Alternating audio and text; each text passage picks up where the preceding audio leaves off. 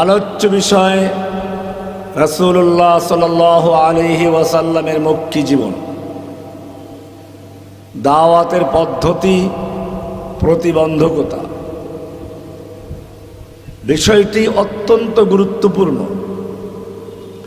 আমরা যারা ইসলামের দাওয়াতের কাজ করি, আমাদের প্রথম মনে রাখতে হবে আমাদের লক্ষ্য কি, উদ্দেশ্য কি, আমাদের পরিচয় কি। রাসূল সাল্লাল্লাহু আলাইহি ওয়াসাল্লামের ভিতরেই রয়েছে আমাদের আদর্শ। এটা কোরআন স্পষ্ট করে দিয়েছে। সুতরাং জানতে হবে রাসূলের মিশনটা কি। কোরআনে আল্লাহ রাব্বুল আলামিন একটা কথা তিনবার উল্লেখ করেছেন, অথচ বেশিরভাগ মানুষ সে বিষয়ে গাফেল। যদি বলা হয় এক বাক্যে উত্তর দাও, আল্লাহ তাআলা তার রাসূলকে দুনিয়াতে হেদায়েত এবং কোরআন দিয়ে কেন পাঠালেন, এক কথায় উত্তর, আল্লাহ তাআলা তার রাসূলকে হেদায়েত এবং কোরআন দিয়ে কেন পাঠালেন। দেখা যাবে যে এক একজন এক এক উত্তর দিচ্ছেন, অথচ বিষয়টি কোরআনে বলা আছে। একটা পাগলকে যদি জিজ্ঞেস করা হয় রাস্তায় হাঁটছে, কেন হাঁটছো জানি না, কোথায় যাচ্ছ তাও জানি না, পাগলের যে ভূমিকা, আমার মনে হয় আজকে মুসলিম উম্মার বেশিরভাগ লোকদের অবস্থা সেরকম। তারা জানে না যে কি করবে, কিভাবে করবে। অথচ বিষয়টি আল্লাহ তাআলা কোরআনের সূরা তাওবার 33 নম্বর সূরার 9 নম্বর সূরার 33 নম্বর আয়াত, সূরা ফাতার 28 নম্বর আয়াত এবং সূরা সফের 9 নম্বর আয়াতে ক্লিয়ার করে দিয়েছেন, ওয়াল্লাযী আরসালা রাসূলাহু বিল হুদা ওয়া দীনিল হক লিইয়ুযহিরাহু আলাদ-দীন কুল্লিহি। তিনি আল্লাহ, যিনি তার রাসূলকে হেদায়েত এবং দ্বীনে হক দিয়ে প্রেরণ করেছেন, যাতে করে তিনি আল্লাহর দ্বীনে হকটাকে অন্য সকল দ্বীনে বাতিলের উপরে বিজয়ী করতে পারেন। একজন মুমিন যদি সত্যিকার অর্থে সে রাসূলকে ভালোবাসে, তার জন্য আল্লাহ জানিয়ে দিয়েছেন, কুল হাযিহি সাবিলি আদউ ইলাল্লাহি, বলো এটাই হচ্ছে আমার রাস্তা, আমি আল্লাহর দিকে মানুষকে আহ্বান করব। আলা বাসীরা, জেনে বুঝে আমার কাজ কি, সেই কাজ করার ধরন কি, পদ্ধতি কি, এই কাজ করতে গেলে বাধা কি আসবে, এই সবগুলো জেনে বুঝে করার নাম হচ্ছে আলা বাসীরা। আলা বাসীরা এটা অত্যন্ত গুরুত্বপূর্ণ শব্দ কোরআনের। এরপরে বলেছেন আনা ওয়া মান ইত্তাবাআনি, এটা আমার কাজ, আমাকে যারা ভালোবাসবে, অনুসরণ করবে তাদের কাজ। সুতরাং আমাদের কাজ কি, আল্লাহ রাব্বুল আলামিন স্পষ্ট করে বলে দিয়েছেন, বলো হে নবী, এটা তোমার কাজ এবং তোমার অনুসারীদের কাজ। সুতরাং যারা নবীকে ভালোবাসবে তাদের কোনো প্রয়োজন নেই আব্রাহাম লিঙ্কনের তরিকা, কার্ল মার্কসের তরিকা, লেনিনের তরিকা দিয়ে ইসলাম কায়েম করার স্বপ্ন দেখা। এ তো হচ্ছে সেই নামুস, জিবরিলকে হিব্রু ভাষায় নামুস বলা হতো। এ তো হচ্ছে সেই নামুস যে মুসার কাছে আগমন করতো ওহী নিয়ে, আল্লাহর বাণী নিয়ে। এরপরে যে কথাগুলো ওরাকা বিন নওফাল বলেছিল, প্রত্যেকটা মানুষকে আলা বাসীরার জন্য জেনে বুঝে পড়তে হবে। বলেছিল, ইয়া লাইতানি কুনতু জাযান, হায় আফসোস, আমি যদি ওই সময় তাগড়া যুবক থাকতাম। ইয ইউখরিজুকা কওমুকা, যখন তোমার কওম, তোমার সম্প্রদায় তোমাকে দেশ থেকে বের করে দিবে। ইয়া লাইতানি আকুনু হাইয়ান, হায় আমি যদি ওই সময় জীবিত থাকতাম। আনসুরুকা নাসরান মুআজ্জারা, আমি তোমাকে সর্বাত্মক সাহায্য করতাম। কে বলছিল? ওরাকা বিন নওফাল। তখনও কোনো বাধা দূরের নেই, তখনও তিনি আলামিন, সে সময় তিনি বলে দিলেন, যখন তোমার জাতি তোমাকে বের করে দিবে। আল্লাহর নবী আশ্চর্য হয়ে গেলেন, আওয়া মুখরিজিয়াহুম, আমাকে বের করে দেওয়া হবে, অথচ তারা আমাকে ভালোবাসে, আমাকে আলামিন খেতাব দিয়েছে, আমার কথায় তারা উঠা বসা করে, তারা কি আমাকে বের করে দিবে? এবারে ওয়ারাকা বিন নাওফাল খোলাসা করে দিলেন, তুমি যা নিয়ে এসেছো, মা যা আবি মিসলিমা জিতা, তুমি যা নিয়ে আগমন করেছো, এই জিনিস দুনিয়াতে যে কেহ নিয়ে আগমন করেছে ইল্লা উদিয়া, তার সঙ্গে তার জাতি চরম শত্রুতা পোষণ করেছে, তাকে হত্যার চক্রান্ত করেছে, তাকে বের করে দিয়েছে, তাকে বন্দী করেছে। তোমার বেলায়ও তার ব্যতিক্রম হবে না। ওয়ারাকা বিন নাওফাল কয়েকদিন পরে মরে গেছেন ঠিকই, কিন্তু তার কথাগুলো বাস্তবায়ন হয়েছে কিনা? তাহলে কি ওয়ারাকা বিন নাওফাল গায়েব জানতো? গায়েব জানতো না, বরং অভিজ্ঞতা বলে এটাকে। তার মানে হচ্ছে যুগে যুগে যারা হকের আওয়াজ তুলেছে, সত্য দিন প্রচার করেছে, তাদের সঙ্গে তাদের জাতির বিরোধ রয়েছে, যুদ্ধ হয়েছে, কতল হয়েছে, মারামারি হয়েছে। কিয়ামত পর্যন্ত যারা দিনের পথে থাকবে, নবীদের পথে থাকবে, হকের পথে থাকবে, কোরআনের পথে থাকবে, সুন্নাহর পথে থাকবে, সাহাবায়ে কেরামদের পথে থাকবে, বদরের পথে থাকবে, উহুদের পথে থাকবে, খন্দকের পথে থাকবে, মক্কা বিজয়ের পথে থাকবে, তাদের সঙ্গে বাতিলের যুদ্ধ চলতেই থাকবে। আল্লাহর নবী নবুয়ত প্রাপ্ত হলেন, ৩ বছর গোপনে গোপনে দাওয়াত চলল। এরপরে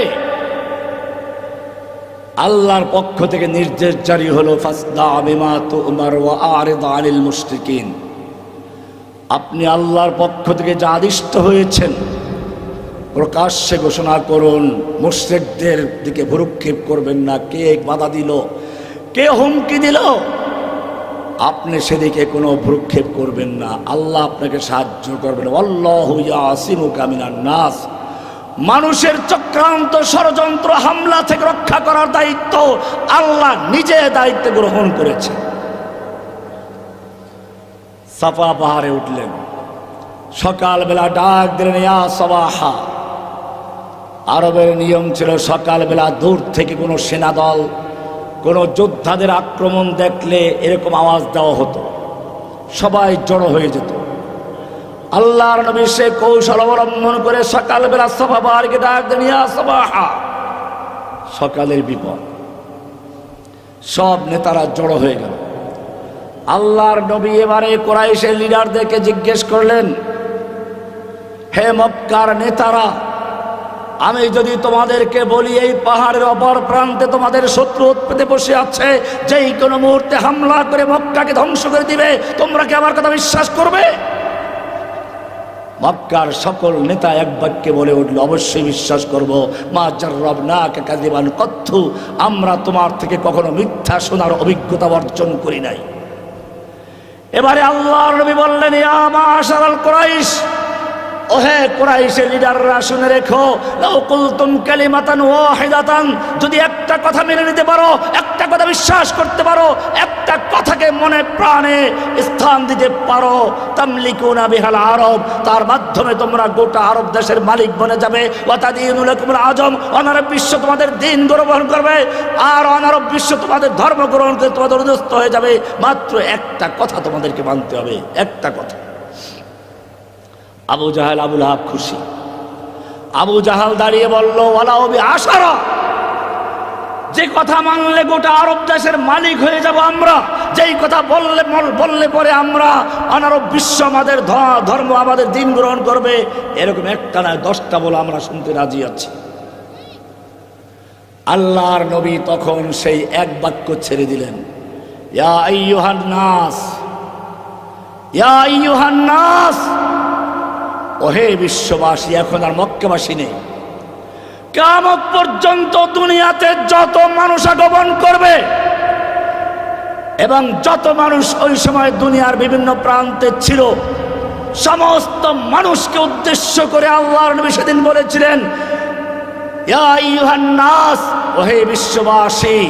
সেই একটি কথা হচ্ছে, লা কুলু লা ইলাহা ইল্লাল্লাহ, বলো লা ইলাহা ইল্লাল্লাহ ওয়াহদাহু, তোমরা এক আল্লাহর ইবাদত করবে, দাসত্ব করবে, গোলামি করবে। ওয়া তাখলাউনা মা তা'বুদুনা মিন দুনিহি, আল্লাহর পরিবর্তে যাদের ইবাদত করছো, যাদের হুকুম মেনে চলছো, যাদের পূজা করছো, যাদের আদর্শ মেনে চলছো, সবগুলো বর্জন করতে হবে। এই হলো সেই একটা কথা। সঙ্গে সঙ্গে মজলিসের রূপ পাল্টে গেল। যে লোকগুলো এক মুহূর্ত আগে বলেছিল তোমার কথা শুনতে রাজি আছি, মানতে রাজি আছি, তারা চরম বিরোধী হয়ে দাঁড়িয়ে গেল। আল্লাহর নবীকে মারতে উদ্যত হলো। আবু লাহাব দুহাত উঁচু করে বিরোধিতা করতে শুরু করলো। আবু জাহেলরা গাধার মতো লাফাতে শুরু করলো। আল্লাহর নবীর সামান্য মেহমানদারি আয়োজন ছিল, তাও লণ্ডভণ্ড করে দিল। নবী মনক্ষুণ্ণ হয়ে চলে গেলেন। সান্ত্বনা দেওয়ার মতো কোনো লোক পক্ষে নেই। একজন পক্ষে ছিলেন যিনি তাকে দায়িত্ব দিয়েছেন। তিনি আয়াত নাজিল করলেন, তাব্বাত ইয়াদা আবি লাহাবিন ওয়া তাব্বা মা আগনা আনহু মালুহু ওয়া মা কাসাব। কি ছিল সেই এক বাক্যের ভিতরে, যেটা শোনা মাত্র দীর্ঘদিনের হিতাকাঙ্ক্ষী সব বন্ধুরা সব দুশ্মন হয়ে গেল। যারা এতদিন পর্যন্ত তার কথায় জীবন দিতে প্রস্তুত ছিল, এখন তারা তার জীবন নেওয়ার জন্য প্রস্তুত হলো। কি ছিল সেই লা ইলাহা ইল্লাল্লাহর ভিতরে? আলা বাসীরা, বুঝে শুনে এই কালেমা পড়তে হবে, এই কালেমার সাক্ষী দিতে হবে।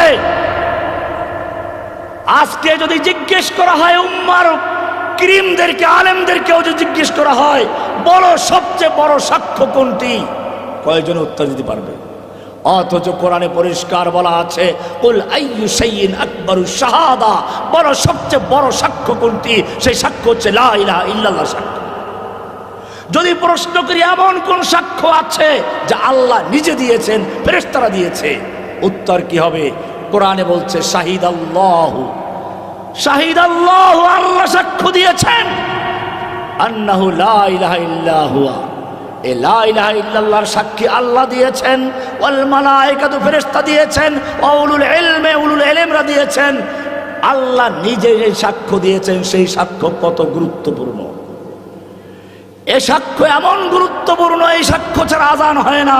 আশহাদু আল্লা ইলাহা ইল্লাল্লাহ না বললে তোমার আযান হবে না। আশহাদু আল্লা ইলাহা ইল্লাল্লাহ না বললে তোমার ইকামত হবে না। আশহাদু আল্লা ইলাহা ইল্লাল্লাহ না বললে খুতবা হবে না। আশহাদু আল্লা ইলাহা ইল্লাল্লাহ না বললে তোমার ইসলাম কবুল করা হবে না। কেন? লা ইলাহা ইল্লাল্লাহর মধ্যে রয়েছে সেই মূল কথা। এই দাওয়াত কি দেয়? কেউ লা ইলাহা ইল্লাল্লাহর অর্থ বুঝলো পীর মুরিদি শিরিক, মাজার দরগা শিরিক, এমনকি মাযহাব মানাও নাকি শিরিক। মাযহাবের বিষয়টা শিরিকের সাথে জড়িত না, এটা ফিকহি মাসআলার সাথে জড়িত। মাসলাগত ইখতিলাফ সাহাবীদের যুগেও ছিল, এখনো আছে, কিয়ামত পর্যন্ত থাকবে। এগুলো ভিন্ন বিষয়। এসব নিয়ে তাদের অনেক বাড়াবাড়ি আছে, কিন্তু যখন বলা হয় আল্লাহর আইন বাতিল করে বিকল্প আইন তৈরি করা শিরিক, আল্লাহর বিধান দিয়ে বিচার ফয়সালা না করে অন্য বিধানে বিচার করা শিরিক, আল্লাহর দেওয়া মদ হারাম, এটাকে লাইসেন্স দিয়ে বৈধ করা হারাম, আল্লাহর দেওয়া সুদ হারাম, এটা যদি লাইসেন্স দেয় হালাল করে তারা কাফির হয়ে যায়। আল্লাহ রাব্বুল আলামিন সম্পদ বন্টন করেছেন একভাবে, এটার বিরুদ্ধে করলে সে কাফির হয়ে যায়। আল্লাহর কোনো আইনকে যদি কোনো ব্যক্তি হালালকে হারাম অথবা হারামকে হালাল মনে করে, সে কাফির হয়ে যায়। রাস্তার মোড়ে মোড়ে মূর্তি বানালে, তার সামনে দাঁড়িয়ে সেলুট দিলে সে মুশরিক হয়ে যায়। শহীদ মিনারের সামনে গিয়ে নীরবে দাঁড়িয়ে থাকলে সে মুশরিক হয়ে যায়। আগুনকে সেলুট দিলে সে মুশরিক হয়ে যায়। আল্লাহর সংবিধানের পরিবর্তে সংবিধান তৈরি করলে সেও মুশরিক হয়ে যায়। এই ব্যাপারে তাদের কোনো কথা নেই। আমি এটাকে বলি, একটা হচ্ছে এমন কিছু শিরিক সমাজে আছে যা গরিবরা পালন করে, ধর্মীয় শিরিক, এগুলো নিয়ে অনেককে সোচ্চার হতে দেখা যায়। আর একটা হচ্ছে রাষ্ট্রীয় শিরিক, ভিআইপি শিরিক, যার মধ্যে সবচেয়ে গুরুত্বপূর্ণ বিষয় হচ্ছে এই পৃথিবী নামক কারখানার একমাত্র একচ্ছত্র মালিককে, সার্বভৌম ক্ষমতার মালিককে। লা ইলাহা ইল্লাল্লাহ মানে হচ্ছে লা ইলাহা নেই কোনো ইলাহা, নেই কোনো ক্ষমতার মালিক, নেই কোনো মাবুদ যার আনুগত্য করা যেতে পারে একমাত্র আল্লাহ ছাড়া। সমস্ত ক্ষমতার মালিক আল্লাহ, আইন দেওয়ার মালিক আল্লাহ, বিধান দেওয়ার মালিক আল্লাহ, আনুগত্য পাওয়ার মালিকও আল্লাহ। কিন্তু যখন আমরা দেখি একদিকে কালেমা লা ইলাহা ইল্লাল্লাহ পাঠ করছে, আর একদিকে সেই লোকগুলোই একটা সংবিধানকে রক্ষার জন্য শপথ নিচ্ছে, যার 7 নম্বর ধারার কয়ে লেখা আছে প্রজাতন্ত্রের সমস্ত ক্ষমতার মালিক জনগণ। যে লোক কোরআন পড়ে কুলিল্লাহুম্মা মালিকাল মুলকি তুতিল মুলকা মান তাশা ওয়া তানজিউল মুলকা মিম্মান তাশা ওয়া তুইজ্জু মান তাশা ওয়া তুযিল্লু মান তাশা বিয়াদিকাল খায়র ইন্নাকা আলা কুল্লি শাইইন কাদির। সূরা আলে ইমরানের 26 নম্বর আয়াতে পরিষ্কার বলা হয়েছে কুলিল্লাহুম্মা মালিকাল মুলক, বলো সমস্ত ক্ষমতার মালিক কে? তুতিল মুলকা মান তাশা, তুমি যাকে ইচ্ছা তাকে ক্ষমতা দান করো। ওয়া তানজিউল মুলকা মিম্মান তাশা, আর যার থেকে ইচ্ছা ক্ষমতা ছিনিয়ে নাও। তাকে রান্না করা খাবার খেতে দাও না, একটা বক্তব্য রেকর্ড করার সুযোগটাও দাও না। ওয়া তানজিউল মুলকা মিম্মান তাশা, সব কিছু ফেলে রেখে তাকে হেলিকপ্টার ভাড়া হেলিকপ্টার করে তার ব্রিফকেস নিয়ে তাকে দিল্লি পালাতে হয়। ওয়া তানজিউল মুলকা মিম্মান তাশা ওয়া তুইজ্জু মান তাশা, তুমি যাকে ইজ্জত দাও, তুমি যাকে ইচ্ছে করে ইজ্জত দান করো। ওরা চেয়েছিল আমাদেরকে বন্দি করে, হাতে হ্যান্ডকাপ লাগিয়ে, মাথায় হেলমেট পরে, পায়ে বেড়ি লাগিয়ে, গায়ে বুলেট প্রুফ জ্যাকেট লাগিয়ে দুনিয়ার সামনে অপমান করার জন্য। কিন্তু দুনিয়া দেখেছে আমাদের যখন কোর্টে তোলা হতো এইরকম অবস্থায়, তখন মানুষ আমাদের সালাম করত, পারলে কিছু হাদিয়া তোহফা দেওয়ার চেষ্টা করত। কিন্তু পক্ষান্তরে যারা আমাদেরকে হেলমেট পরিয়েছিল, যারা আমাদের হাতে হ্যান্ডকাপ লাগিয়েছিল, আল্লাহ রাব্বুল আলামিন আমাদের জীবদ্দশা দেখিয়ে দিয়েছেন। এখন তাদের মাথায় হেলমেট পড়েছে, তাদের মাথায় বুলেট প্রুফ রয়েছে। মানুষ যখন তাদেরকে হাতের নাগালে পায়, পচা ডিম দিয়ে তাদেরকে স্বাগত জানায়, জুতা দিয়ে স্বাগত জানায়। পালাবার জন্য কালা মানিক কলা গাছের পাতা নিয়ে জঙ্গলে শুয়ে সে বাঁচার চেষ্টা করে। দরবেশ বাবা নিজের দাড়ি কামিয়ে মুসলিম থেকে সনাতনী হয়ে বাঁচতে পারে না। অতুইজ্জু মান তাশা ওয়া তুযিল্লু মান তাশা, ইজ্জত দেওয়ার মালিক কে? অপমান করার মালিক কে? কোরআন পরিষ্কার বলে দিয়েছে আইয়াবতাগুনা ইনদাহুল ইজ্জা, তোমরা কি ওদের কাছে কি ইজ্জত সম্মান তালাশ করছো, পাওয়ার ক্ষমতা তালাশ করছো? ইজ্জা ইন্নাল ইজ্জাতা লিল্লাহি জামিআ, জানিয়ে দাও সমস্ত ক্ষমতার মালিক কে?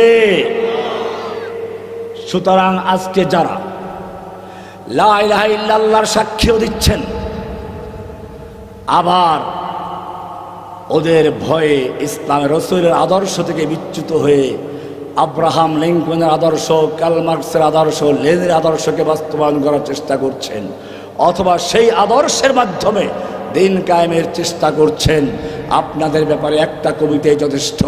তরসম নরসি বকাবা আয় আরবি কেই রাহ কে তু মিরবি বতুর্কিস্তানাস। ও বদ্দু, তুমি মক্কা যাওয়ার জন্য যে রাস্তা ধরেছো, এটা মক্কার রাস্তা নয়, এটা মক্কার রাস্তা। তুমি মক্কার পরিবর্তে মক্কায় গিয়ে দাঁড়াবে।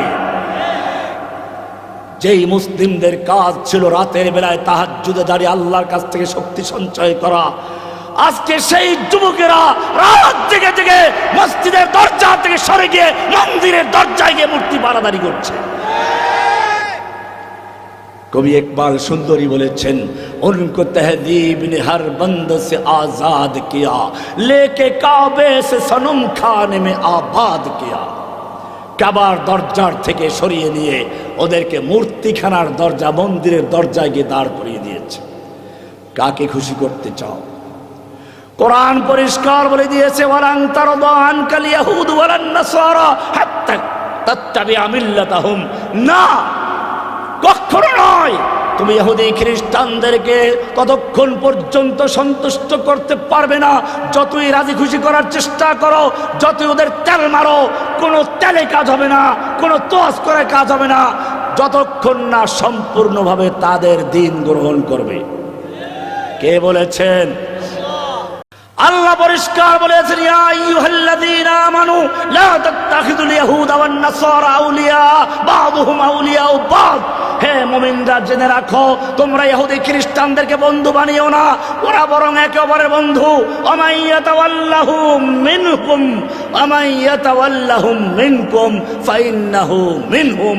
তোমাদের থেকে যে কেহ ওদেরকে বন্ধু বানাবে সে ওদেরই একজন, সে ওদেরই একজন, সে ওদেরই একজন। ওয়ামাইয়াতাওয়াল্লাহুম মিনকুম ফাইন্নাহু মিনহুম।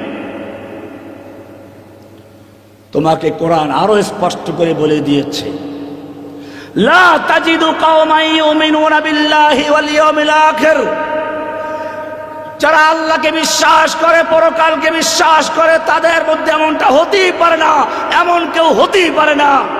ইউআদুনা মান হাদ্দাল্লাহ ওয়া রাসূলা। যারা আল্লাহ এবং আল্লাহর রাসূলের দুশমনদের সঙ্গেও আবার বন্ধুত্ব করবে। ওয়ালাউ কানু আবাহুম, হোক না তারা পিতা, আও আবনাহুম, হোক না সন্তান। আবু বকর সিদ্দিক রাদিয়াল্লাহু তাআলা আনহু বদরের যুদ্ধে যুদ্ধ করছেন নবীর পক্ষে, ইসলামের পক্ষে। তারই সন্তান আব্দুর রহমান যুদ্ধ করছে আবু জাহেলদের পক্ষে, যদিও পরে ইসলাম কবুল করেছেন। ইসলাম কবুল করার পরে আব্বুর সঙ্গে গিয়ে গল্প করছেন, আব্বু বদরের যুদ্ধে তুমি আমার তরবারির নাগালে তিনবার এসেছিলে, ইচ্ছে করে তোমাকে দ্বিখণ্ডিত করে পারতাম, কিন্তু তুমি আমার আব্বু, এজন্য করি নাই। আবু বকর বললেন, আমার ছেলে, তোমার ভাগ্য ভালো, সেদিন তুমি আমার তরবারের নাগালে একবার আসো নাই। যদি এক মুহূর্তের জন্য, একবারের জন্য তোমাকে আমি আমার তরবারের নাগালে পেতাম, আল্লাহকে সন্তুষ্ট করার জন্য এক আঘাতে তোমাকে দ্বিখণ্ডিত করে ফেলতাম।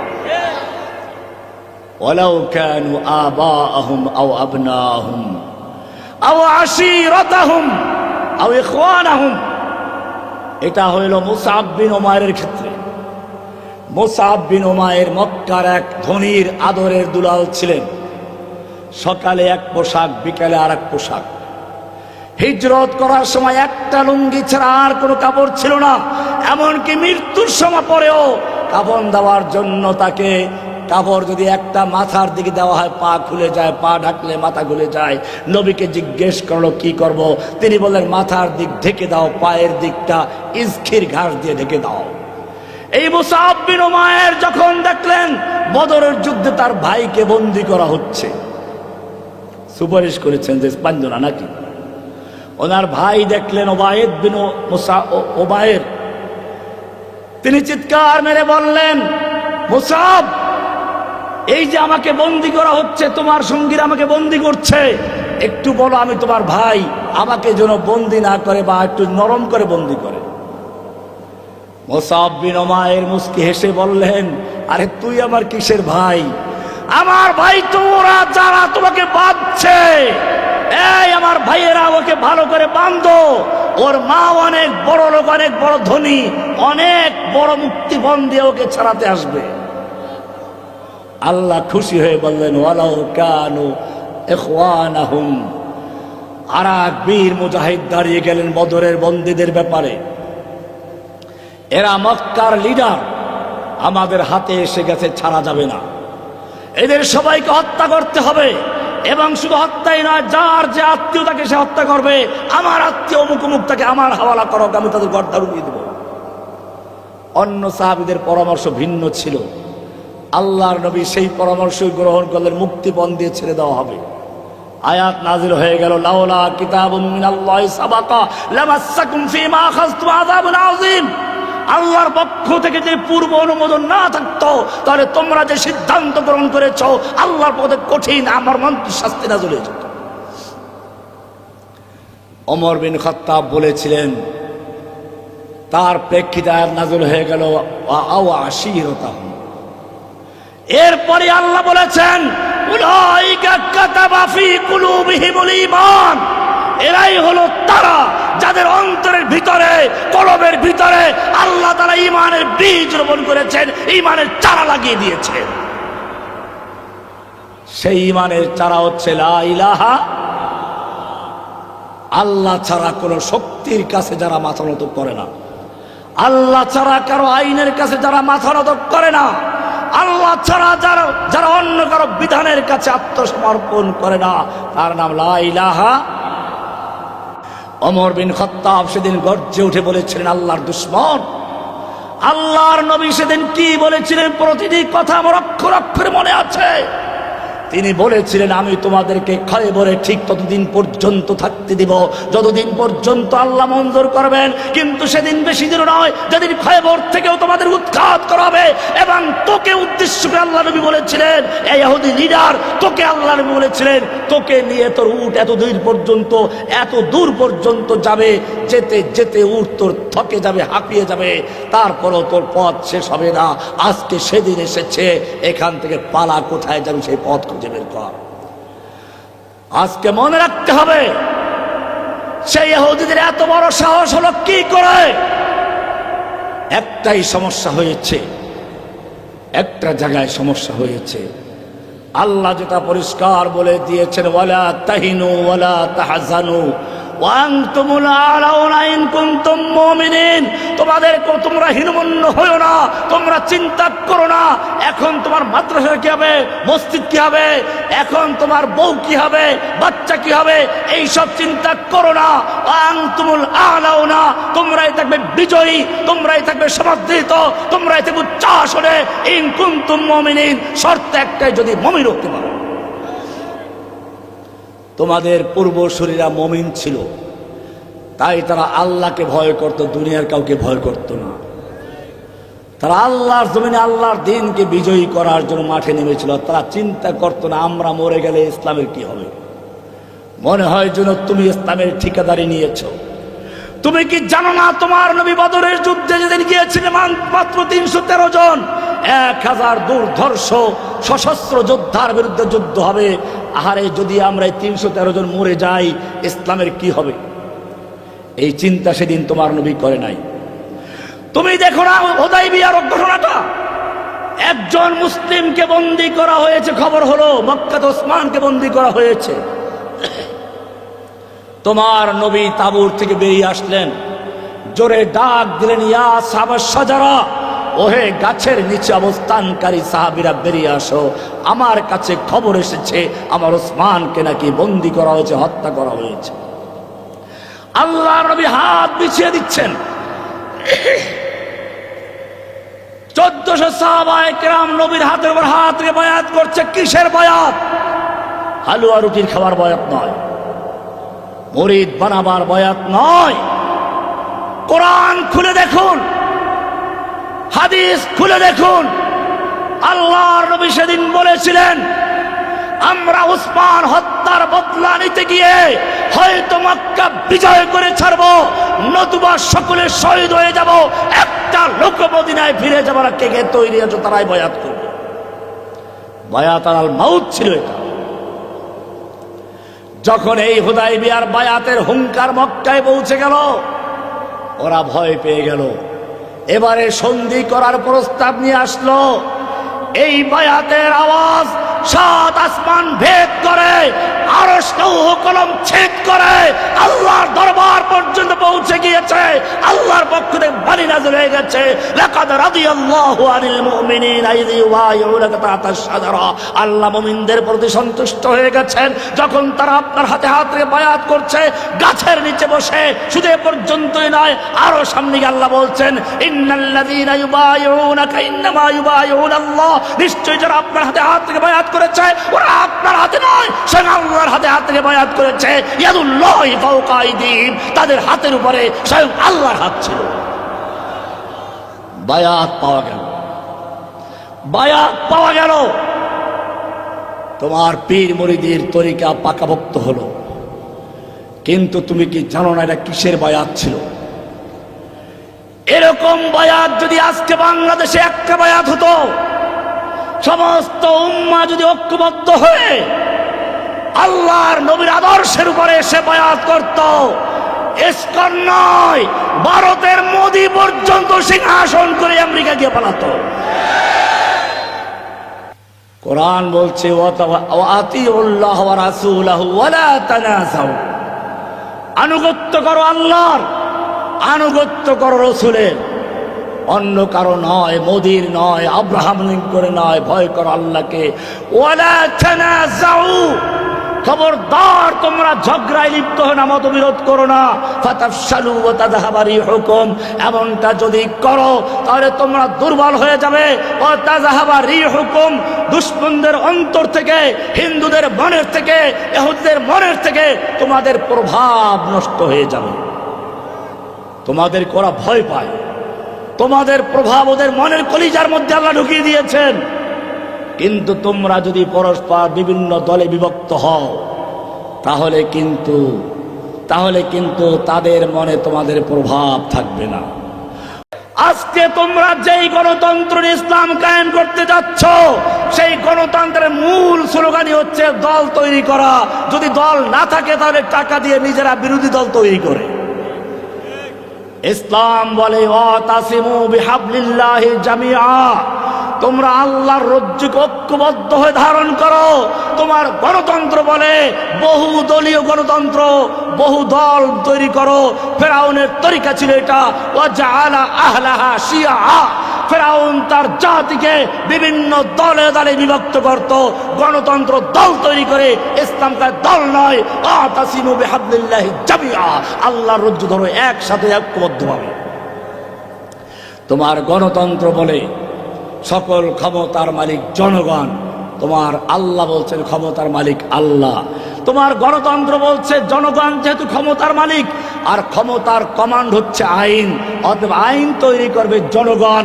তাই জনগণ ভোট দিয়ে সংসদে লোক পাঠায়, সংসদে গিয়ে তারা হয়ে যায় আইন প্রণেতা, ল মেকার। তারা আইন তৈরি করে আর সে আইন দিয়ে তোমাকে মানতে বাধ্য করে, না মানলে পুলিশ ধরে নিয়ে জেলখানায় নিয়ে যায়।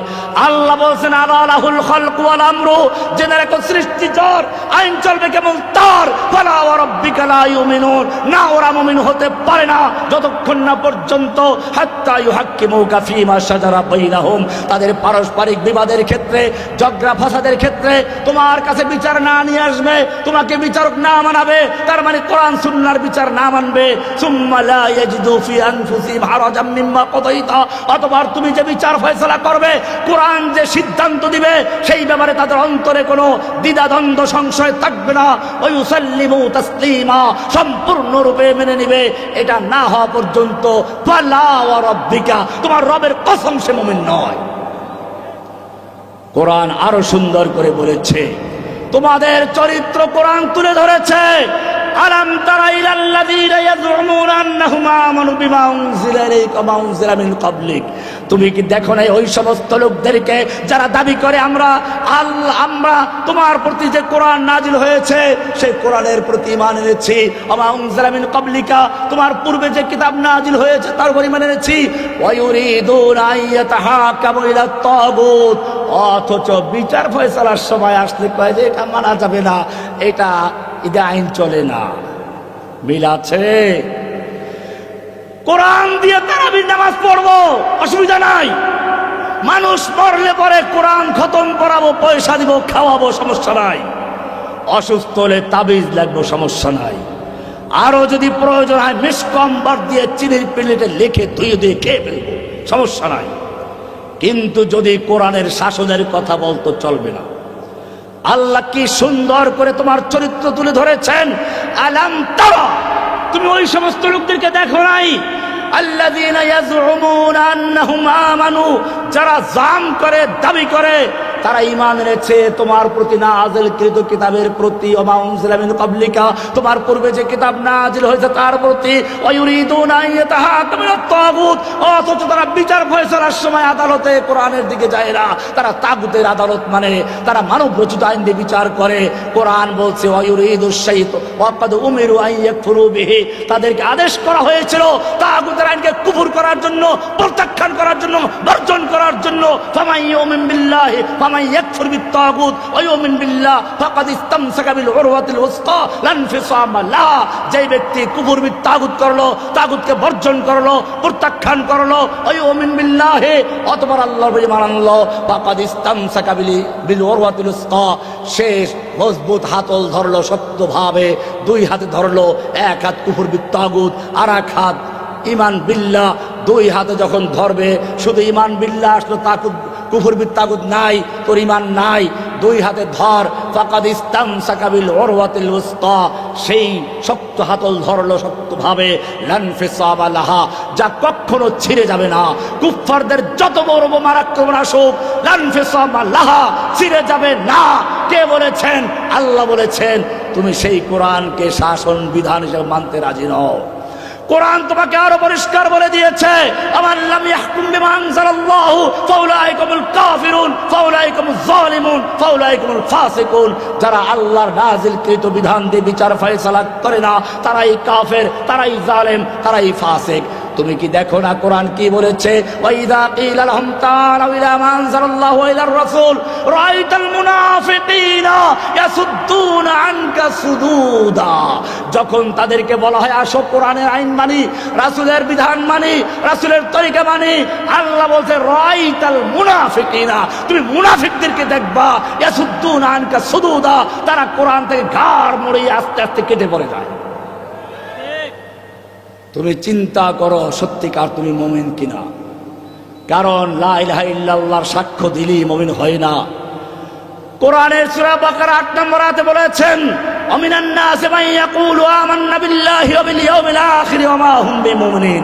মানুষের মধ্যে অনেক মানুষ আছে এরকম, যারা বলে আল্লাহকে বিশ্বাস করি, পরকালে বিশ্বাস করি। আল্লাহ বলছেন না, ওয়া মা হুম বিমুমিনিন, না ওরা মুমিন নয়, ওরা মুনাফিক। শুধু এ পর্যন্তই নয়, তুমি বলবা যে আমি তো মুনাফিক না, আমি তো মুমিন। আল্লাহ বলছেন তুমি মুশরিক মুমিন। কোরআন সুন্দর করে বলেছে সূরা ইউসুফের 106 নম্বর আয়াতে, ওয়া মা ইউমিনু আকসারুহুম বিল্লাহি ইল্লা ওয়া হুম মুশরিকুন। ওদের বেশিরভাগ লোক ঈমান আনে না, তবে ঈমান আনে মুশরিকুন অবস্থায়, শিরক অবস্থায়। তুমি নিজেকে চিন্তা করে দেখো, ভেবে দেখো, তুমিও ঈমানদার, কিন্তু 106 নম্বর ঈমানদার কিনা? সূরা ইউসুফের 106 নম্বর ঈমানদার বুঝে আসছে? ভালো করে পড়ো, ওয়ামা ইউমিনু আকসারুহুম বিল্লাহি ইল্লা ওয়া হুম মুশরিকুন। তুমি জেনে রাখবে তোমার দুশমনদেরকে আল্লাহ পরিষ্কার করে দিয়েছেন। কোরআনে স্পষ্ট বলেছে, লা তাজিদান্না আশাদ্দান নাসি আদাওয়াতান লিল্লাযিনা আমানুল ইয়াহুদা ওয়াল্লাযিনা আশরাকু। আল্লাহ বলেছেন তুমি মুমিনদের বিরুদ্ধে সবচেয়ে কঠিন কঠোর শত্রু পাবে কাদেরকে?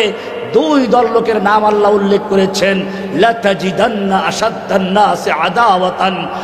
আদাওয়াতের দিক থেকে, শত্রুতার দিক থেকে সবচেয়ে কঠোর ভাবে দুই প্রকার লোকদেরকে। আল ইহুদ, একটা হচ্ছে ইহুদ যারা তোমাদের ফিলিস্তিনে যুগ যুগ ধরে হত্যা করছে, যারা তোমাদের ফিলিস্তিনি ভাইদের বাড়ি ঘরগুলিকে বুলডোজার দিয়ে গুড়িয়ে দিয়েছিল। এখন যারা ট্যাঙ্কের গোলা দিয়ে নিচের থেকে আর উপর থেকে বিমান হামলা চালিয়ে নারী পুরুষ শিশু সহ নির্বিশেষে সকলকে হত্যা করে যাচ্ছে। তোমার কানে কি তাদের ফরিয়াদ পৌঁছে না?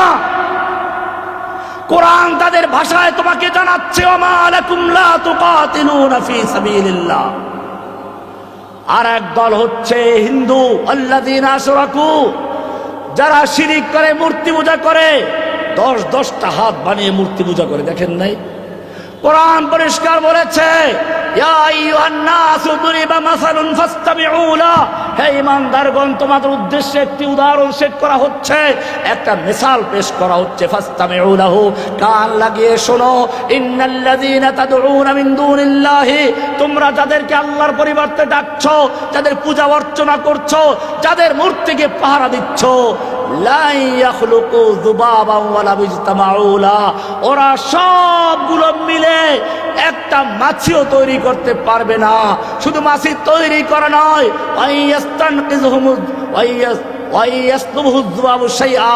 মাছি যদি ওদের সামনে রাখা খাবার থেকে কিছু খেয়ে ফেলে, কিছু ছিনতাই করে নিয়ে যায়, লা ইয়াস্তানকিযুহু শাইআ, ওরা মাছির কবল থেকে তা রক্ষা করার সুযোগ রাখে না। মাছির কথা বলে মনে পড়লো, মাছির ওদের খাবার। আমাদের জাতির পিতা ইব্রাহিম আলাইহিস সালাম যখন সেই মূর্তিখানায় ঢুকে দেখলেন অনেক দামি দামি খাবার আছে। তিনি বলেছিলেন মূর্তি খা খা, খাও না খা, খা ভালো করে খা।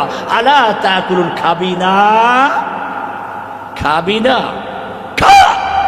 থাপ্পড় মারলেন, পাথরের মূর্তি, থাপ্পড় মারলে ব্যথা পাইছেন নিজে। এইবারে উঠলো রাত, কুড়াল নিয়ে একটার নাকে, একটার দাঁতে, একটার কানে ভেঙে চুরমার করে দিয়েছেন। এরপরে বড় মূর্তির গলায় কুঠার লটকে উনি ছটকে পড়লেন। লোকেরা মেলার থেকে দেখলো যে সর্বনাশ, কোনো ভূমিকম্প হলো না, কোনো ঝড় তুফান হলো না, কোনো মারামারি যুদ্ধ বিগ্রহ হলো না। কে মূর্তিগুলো ভাঙলো? নমরুদের কাছে চলে গেল। নমরুদ এসে প্রথমে চিন্তা করলো দীর্ঘক্ষণ পর্যন্ত। তারপরে সে প্রথম যে বাক্য বলেছিল, তোমাদের জন্য এটা খুব গুরুত্বপূর্ণ। নমরুদ প্রশ্ন করেছিল, হালমিন ফাতান ইয়াজকুরু আলিহাতানা, এই এলাকায় এমন কোন যুবক আছে কি যেই যুবক? লোকেরা তখন তাৎক্ষণিক উত্তর দিল, হ্যাঁ হ্যাঁ, সামি'না ফাতান ইয়াজকুরুহুম ইউকালু লাহু ইব্রাহিম। একজন যুবক সম্পর্কে আমরা জানি যে এই যুবক এই মূর্তিগুলোর সমালোচনা করে, এই মূর্তিগুলো সুনজরে দেখে না। ইউকালু লাহু ইব্রাহিম, যাকে বলা হয় ইব্রাহিম। ইব্রাহিমকে ধরে আনা হলো। প্রশ্ন হচ্ছে, এই যুবকের প্রশ্ন কেন আসলো? কারণ নমরুদ বুঝতে পেরেছিল কোনো ঝড় তুফান হলো না, কোনো ভূমিকম্প হলো না, কোনো যুদ্ধ মারামারি হলো না। মূর্তিগুলো ভাঙলো কে? এটা শুধু মূর্তি ভাঙ্গা পর্যন্ত শেষ নয়, এটা হচ্ছে এই মূর্তির সমাজকে ভেঙে দিয়ে, এই মূর্তির সমাজকে বিলুপ্ত করে দিয়ে, বাতিল করে দিয়ে তাওহীদের সমাজ গড়ার জন্য এক নতুন বিপ্লব শুরু হয়েছে, আন্দোলন শুরু হয়েছে। আর সেই আন্দোলনের সূচনা হয়েছে মূর্তি পুজো দিয়ে, মূর্তি ভাঙ্গা দিয়ে। জেনে রাখো, যুবকের প্রশ্নের জন্য আছে সামি'না ফাতান ইয়াজকুরুহুম ইউকালু লাহু ইব্রাহিম। যুবকের প্রশ্ন এসেছে, ও যুবকেরা, তোমাদেরকে মনে রাখতে হবে, যদি সত্যিকার অর্থে ইব্রাহিমের আদর্শের সৈনিক হয়ে থাকো, ইব্রাহিম যেমন সমস্ত মূর্তি পূজকের সামনে একা দাঁড়িয়ে চ্যালেঞ্জ করেছিলেন, আল্লাহ খুশি হয়ে বললেন, ইন্না ইব্রাহিমা কানা উম্মাতান কানিতা। ইব্রাহিম একটা উম্মাহ, ইব্রাহিম একটা জাতি। ইব্রাহিম তো একটা ব্যক্তি, জাতি হলো কি করে? সমস্ত মূর্তি পূজক একদিকে, একদিকে তাওহীদবাদী একজন, একদিকে যেন কিয়ামত পর্যন্ত সমস্ত তাওহীদবাদী যুবকের প্রতিনিধি হয়ে তিনি দাঁড়িয়ে আছেন। নমরুদের আগুনে নিক্ষেপ করা হলো। আল্লাহ তারা দেখতে চেয়েছিলেন। আমাদের মধুপুরে হযরত সাইফুল্লাহ এসে গেছেন। আমি আমার আলোচনা সংক্ষিপ্ত করছি, গুরুত্বপূর্ণ কিছু আলোচনা আরো রয়ে গেছে। ইনশাআল্লাহ অন্য কোনো মজলিসে আলোচনা হবে। শুধু সমাপনীতে বলতে চাই, ইব্রাহিমের আদর্শ যদি সত্যি পালন করে, ইব্রাহিমকে দেখো, তাকে যখন নমরুদ আগুনে নিক্ষেপ করছিল, ফেরেশতারা পর্যন্ত আল্লাহর কাছে ফরিয়াদ করছিল, আল্লাহ এ কি হচ্ছে? তোমার খলিলকে তো পোড়ানো হচ্ছে। আল্লাহ বললেন, আমার এখনো সুযোগ আছে, ইব্রাহিম সরে যায় কিনা দেখি। ইব্রাহিমকে যখন আগুনে নিক্ষেপ করা হলো, এবারে পরিষ্কার হয়ে গেল, না, ইব্রাহিম পিছপা হবে না, অটল আছে। এইবারে আল্লাহ বলছেন, ইব্রাহিম, তোমার ক্ষমতা যে পর্যন্ত ছিল সে পর্যন্ত লড়াই করেছ, এখন আর তোমার ক্ষমতা নেই। তোমার ক্ষমতা যেখানে শেষ, আমি আল্লাহর সাহায্য সেখান থেকে শুরু। কুলনা ইয়া নারু কুনি বারদাও ওয়া সালামান আলা ইব্রাহিম, আগুন আমার ইব্রাহিমের প্রতি আরামদায়ক ঠান্ডা হয়ে যাও। আমি জিজ্ঞেস করতে চাই যে আল্লাহ রাব্বুল আলামিন আমি ইব্রাহিমের জন্য নমরুদের আগুনের কুণ্ডলীকে ঠান্ডা করে দিয়েছিলেন, সে আল্লাহ এখনো জীবিত আছেন কিনা? সে আল্লাহর ক্ষমতা আগের মতো আছে কিনা? আজকে যদি সে আল্লাহ থাকে, অবশ্যই আছেন, তাহলে তুমি কেন ভয় পাচ্ছ? আল্লাহ তাআলা ইচ্ছে করলে ভারতের সমস্ত পারমাণবিক বোমা, আণবিক বোমা, যত ক্ষেপণাস্ত্র সব ধ্বংস করে দিয়ে দিল্লি পর্যন্ত বিজয় করার ক্ষমতা দিতে পারেন ইনশাআল্লাহ। आज भी जो करे इब्राहिम का ईमा पैदा, आग कर सकती है अंदाज गुलिस्ता पैदा। তুমি মুসাকে দেখো নাই? ফেরাউনের বিশাল বাহিনী তার পিছনে আছে, সামনে নদী, পালাবার জায়গা নেই। আল্লাহ বলছেন, মুসা, তোমার ক্ষমতা ছিল এই পর্যন্ত আসার, তাই এসেছো, এখন তোমার ক্ষমতা শেষ। তোমার ক্ষমতা যেখানে শেষ হয়ে যাবে, ওখান থেকে আমার ক্ষমতা শুরু হবে, সাহায্য শুরু হবে। তোমার লাঠি মারো, রাস্তা হয়ে গেল, পানি দুভাগ হয়ে দাঁড়িয়ে গেল। মাঝখান দিয়ে মুসা চলে গেলেন বাহিনীকে নিয়ে, ফেরাউনকে চুবিয়ে মারলেন। আমি জিজ্ঞেস করতে চাই যে আল্লাহ রাব্বুল আলামিন মূসাকে নদী পার করে দিয়ে ফেরাউনকে চুবিয়ে মারলেন, সে আল্লাহ এখনো জীবিত আছেন কিনা? নরেন্দ্র মোদীর সমস্ত সৈনিকদেরকে বুড়িগঙ্গায় চুবিয়ে মারার ক্ষমতা আছে কিনা? লা নিদ্দা ওয়ালা দিদ্দা ওয়ালা হাদ্দা লিমাওলা الآن كما كان ولم يلق زوالا فرد صمد عن صفة الخلق بريء رب أزلي خلق الخلق كمالا إن شئت من الخوف أمانا وسلاما فاعبده يقينا بغضب وأصالا إن شئت من النار نجاة وفلاحا آمن برسول تجد القرب كمالا فبقر في صداقت کا عدالت کا شجاعت کا लिया जाएगा काम तुझसे दुनिया के इमामत का व आखिर दावाना अल्हम्दुलिल्लाहि रब्बिल आलमीन अस्सलामु अलैकुम व रहमतुल्लाहि व बरकातुहू।